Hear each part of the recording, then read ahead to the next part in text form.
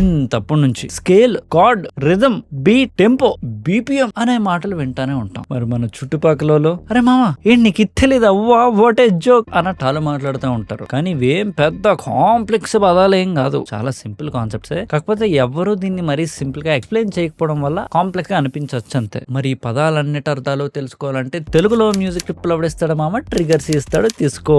మనం ఈ డెఫినేషన్ అన్నిటికన్నా ముందు ఇంపార్టెంట్ మాట మామ. ఇప్పుడు మనం మాట్లాడబోతున్న ఈ కీవర్డ్స్ అన్ని ఉన్నాయి కదా, అవన్నిటి మధ్య ఒక లవ్ అఫేర్ నడుస్తూ ఉంటది. అవన్నీ సపరేట్ టాపిక్ కాదు, ఒకే సిస్టమ్ లోని వేరు లేయర్స్, ఒక్కొక్క దానికి ఒక్కొక్క పని ఉంటది. సో దీనికి అలా దానికి వీటన్నిటికి కనెక్షన్స్ ఏంటి అని కానీ మనం వన్స్ అర్థమైపోతే మ్యూజిక్ న్యాచురల్లీ కాంప్లికేటెడ్ గా ఉండడం మానేస్తుంది. సరే ఇంకా దీన్ని ఎక్స్ప్లెయిన్ చేయడానికి మన హెడ్ ఫోన్స్ అని తెచ్చేసుకుందాం. సో అన్నిటికన్నా ఈజియెస్ట్ దాంతో స్టార్ట్ చేసేద్దాం, విచ్ ఇస్ బీపీఎం. అంటే బీట్స్ పర్ మినిట్ అని అర్థం. సో అది మన సాంగ్ ఎంత ఫాస్ట్ గా ఉంది అనేది చెప్తుంది అంతే. సో ఫర్ ఎగ్జాంపుల్ ఇప్పుడు నేను ఇక్కడ 120 అని పెట్టాను కదా, 60కి వెళ్దాం. ఫస్ట్ 60కి వెళ్ళి ఇప్పుడు పెడదాం, చూడండి ఎంత స్లోగా ఉంటుందో.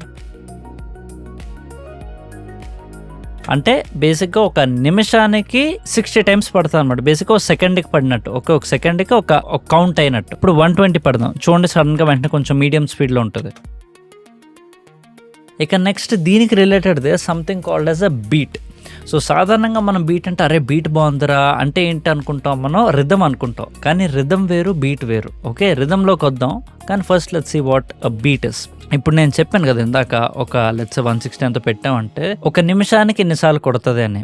దాన్ని ఒక్కొక్క టిక్ ఉంది కదా, అంటే నిమిషానికి ఎన్నిసార్లు కొడుతుంది అంటున్నాను కదా, ఆ కొట్టేది ఉంది కదా, దాన్ని మనం బీట్ అంటాం. అంటే ఫర్ ఎగ్జాంపుల్ అదొక బీట్ అంటే 2 బీట్స్ అయినట్టు, అంటే 3 బీట్స్ అయినట్టు. అలా దీన్ని మ్యూజికల్ టర్మినాలజీలో యాక్చువల్లీ దీన్ని మనం బీట్ అంటాం అనమాట. అలాగే దీంతో పాటు వచ్చి ఇంకో చిన్న బోనస్ కాన్సెప్ట్ ఏంటంటే సంథింగ్ కాల్డ్ యాజ్ అ బార్. బార్ అంటే బీట్స్ 4 బీట్స్ అయితే గనక అదొక బార్ అవుతుంది. నాట్ ఆల్వేస్, టైమ్ సిగ్నేచర్ అని ఉంటుంది. That is a slightly more complex concept than this one. So let's not put it into this very basic beginners understanding video. But basically 4/4 అని ఉంటుంది. 4/4 లో ఏంటంటే ఇప్పుడు బ్రహ్మానందం అందులో అంటాడు తగ్గిమి 2/4 వాట్ ఎవర్. సో బేసిక్లీ దాన్ని టైమ్ సిగ్నేచర్ అంటాం. So ఆ 4/4 లోని 4 ఉంటాయి అనమాట. ఒక్కొక్క బార్ కి 4 బీట్స్ ఉంటాయి. రైట్ నో మనం 4/4 లో ఉన్నాం గనక అంటే ఒక బార్ అయినట్టు. ఓకే, ఇంకా మన నెక్స్ట్ కాన్సెప్ట్ వచ్చేసి రిథమ్ అనమాట. సో రిథమ్ అంటే మన మైండ్ లో నార్మల్ గా మనం అందరూ ఏదైతే బీట్ అని అనుకుంటాం, అరే అమ్మా నిరుద్ధ కొట్టాడ్రా బీట్, తను యాక్చువల్లీ బీట్ కాదు కొట్టింది, తను కొట్టిందని రిథమ్ అంటాం అనమాట. That is what rhythm is. అంటే basically everything that is non melodic. అంటే మెలోడిక్ థింగ్స్ కూడా రిథమ్ ఉంటుంది, బట్ ఇట్స్ బేసిక్లీ ఎక్కడెక్కడ అవుతుంది అనేది. ఫర్ ఎగ్జాంపుల్ ఇప్పుడు ఇదే తీసుకుందాం, ఇలా ఉంది కదా, కానీ ఇదే కొంచెం ఇక్కడ ఉంది అనుకోండి,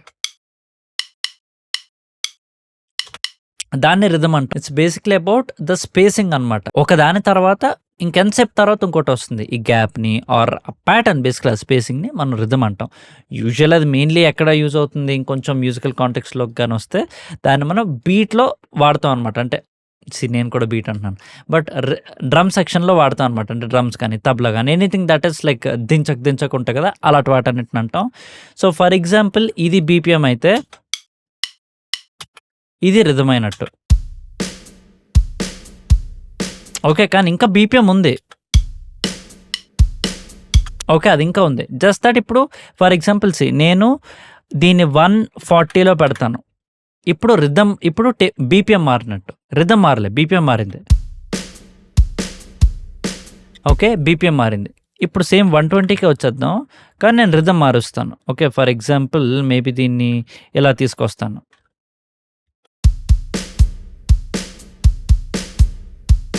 ఓకే, సో ఇప్పుడు రిథమ్ మారింది, బీపీఎం మారలే. So I hope you got the difference. ఇకపోతే నెక్స్ట్ రాబోయేది స్కేల్ అనమాట. ఇప్పుడు కొంచెం మోర్ మ్యూజికల్ టర్మ్స్ లోకి వెళ్తున్నాం. సో స్కేల్ అంటే ఏంటంటే ఇట్స్ బేసికలీ అ రూల్. అంటే ఈ రూల్ ఎలా ఉంటుంది, సో ఫర్ ఎగ్జాంపుల్ ఒక సా తీసుకుందాం లేదా సి నోట్ తీసుకుందాం, వాట్ ఎవర్ ఇట్. సో దాని నుంచి దాని దాకా అంటే రెండు ఒకటే note. Okay, C 2 black keys ముందే ఉన్నాయి, రైట్, 2 ఒకటే నోట్. కాకపోతే ఈ నోట్ కి మధ్యలో 12 కీస్ ఉంటాయి అనమాట. ఓకే, సో దీన్ని మనం ఒక ఆక్టేవ్ అంటాం.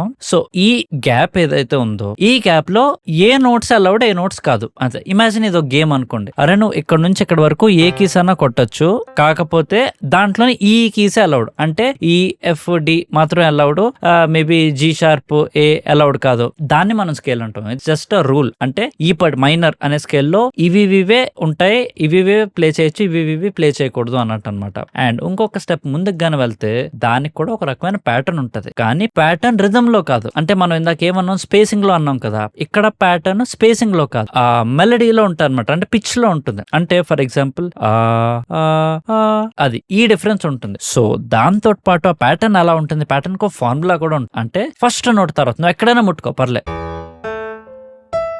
ఎక్కడ నీ ఇష్టం, ఎక్కడ ముట్టుకున్నా గానీ నువ్వు ఫస్ట్ నోట్ ఏదైతే ముట్టుకుంటావో దానికన్నా ఇంకో 2 నోట్స్ తప్పించి నెక్స్ట్ ది కొట్టు, దాని తర్వాత ఒక నోట్ తప్పించుకొట్టు, దాని తర్వాత 3 నోట్లు తప్పించుకొట్టు, తర్వాత నెక్స్ట్ ది కొట్టు. ఇలా ఫర్ ఎగ్జాంపుల్ నేను ర్యాండమ్ గా ఏదో ఫార్ములా ఇచ్చానంటే దీన్ని మనం ఒక స్కేల్ అంటాం అనమాట. ఈ ఫార్ములాని మనం స్కేల్ అంటాం. So to kind of make it simple again, A minor అనుకుంటున్నాం అంటే ఆ ఏ అనే నోట్ తర్వాత ఎన్ని నోట్స్ తర్వాత నెక్స్ట్ నోట్ అలౌడ్, దాని తర్వాత ఎన్ని నోట్స్ తర్వాత ఆ నెక్స్ట్ నోట్ అలౌడ్, ఇది అనమాట. దాన్ని మనం స్కేల్ అంటాం. సో ఇప్పుడు దానికన్నా ఇంకొక స్టెప్ ముందుకు వెళ్తే ఆ కాన్సెప్టే ఇస్ కార్డ్ అనమాట. నౌ స్కేల్ మనకు కానీ ప్రాపర్ గా అర్థమైతే card becomes quite simple. So card ఏంటంటే ఇప్పుడు స్కేల్ అంటే చెప్పాను కదా అలౌడ్ నోట్స్ అని, ఒక ప్యాటర్న్ ఆఫ్ అలౌడ్ నోట్స్ అని. ఇప్పుడు అలౌడ్ నోట్స్ ఒక్కొక్కటి కాకుండా 2-3 ఒకేసారి కొట్టేస్తే అది కార్డ్ అయిపోతుంది. సో ఫర్ ఎగ్జాంపుల్ ఇదే దాన్ని మనం ఇలా పెట్టాం అనుకుందాం. ఓకే, ఒకటే అంటే ఈ 4 నోట్స్ ఉన్నాయి కానీ ఒకేసారి ప్లే అవుతున్నాయి, సపరేట్ కాకుండా ఒకేసారి ప్లే అవుతున్నాయి. దాన్ని మనం కార్డ్ అంటాం. సో దీంట్లో మనం అర్థం చేసుకోవాల్సిన ఇంకో థింగ్ ఏంటంటే స్కేల్ అనేది మనకు మెలడీని ఇస్తుంది అనమాట. అయితే ఈ మెలడీకి ఉన్న ఒక ఎమోషన్ ని కార్డ్ యాడ్ చేస్తుంది అనమాట. అంటే ఆ మెలడీని ఏ విధంగా అర్థం చేసుకోవాలనేది. సో ఫర్ ఎగ్జాంపుల్ ఇది మన మెలడీ అనుకుందాం.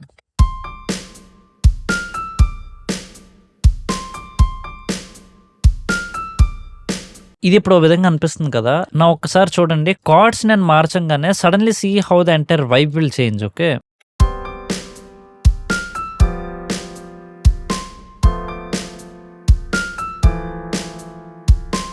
హౌ ఎమోషన్ ఎంత మారిపోతుంది ఒక్కదానికి. సో అంత డిఫరెన్స్ తెప్పించగలుగుతాను అనమాట. So chord is what's gonna give the emotion to it. Finally నేను ఇందాకన్నా ఈ అన్నిటికీ కలిపిన ఒక రొమాంటిక్ కనెక్షన్ ఒకటి ఉందన్నాను కదా. ఆ కనెక్షన్ ఏంటంటే మ్యూజిక్ కి బేసిక్లీ ఒక 3 లేయర్స్ ఉంటాయి. ఒకటి స్పీడ్ లేయర్, ఇంకోటి టైం లేయర్, ఇంకోటి ఎమోషన్ లేయర్. సో ఈ స్పీడ్ లేయర్ అనేది మన బీపీఎం ఆర్ టెంపో అనేది డిటర్మైన్ చేస్తుంది. ఇక మన టైం లేయర్ అనేది బీట్ అండ్ రిథమ్ డిటర్మైన్ చేస్తాయి. అండ్ ఫైనల్ గా ఎమోషన్ లేయర్, ఒక సాంగ్ కి ఎమోషన్ ఇచ్చేది మన స్కేల్ అండ్ కార్డ్. వీటి వల్ల సాంగ్ కో ఎమోషన్ యాడ్ అవుతుంది అనమాట. అది వీటి మధ్య ఉన్న ఒక కనెక్షన్. సో మన సాంగ్ లో లెట్స్ సే అరే స్పీడ్ పెరగాలి అనుకున్నప్పుడు మనం స్కేల్ కాదు మార్చాల్సింది, బీపీఎం మార్చాలి. సాంగ్ లో ఎమోషన్ మారాలి అంటే మేబీ కార్డ్స్ మార్చాలి. సాంగ్ కి మనం ఊగే విధానం, సాంగ్ కి మనం ఎలా తలాడిస్తున్నాం అది మారాలి అంటే ప్రాబ్లీ రిథమ్ మార్చాలి. సో ఇవన్నీ మనకి వీటి బట్టి అర్థం అవుతాయి అనమాట. సో మనకి ఏది కావాలో దానికి తగ్గట్టు ఆ లేయర్ ని కానీ మనం ట్వీక్ చేసుకుంటే మనకు కావాల్సిన రిజల్ట్స్ వచ్చేస్తాయి, కుమ్మిసుకోవచ్చు. ఎలాంటివి ఇంకా ఏ వీడియోస్ అయినా కావాలనుకుంటే please let me know in the comment section. And నేను ఇలానే వీలైనంత కాంప్లికేషన్ లేకుండా వీడియోస్ చేయడానికి ట్రై చేస్తాను. వచ్చే వారం మళ్ళీ కలుద్దాం.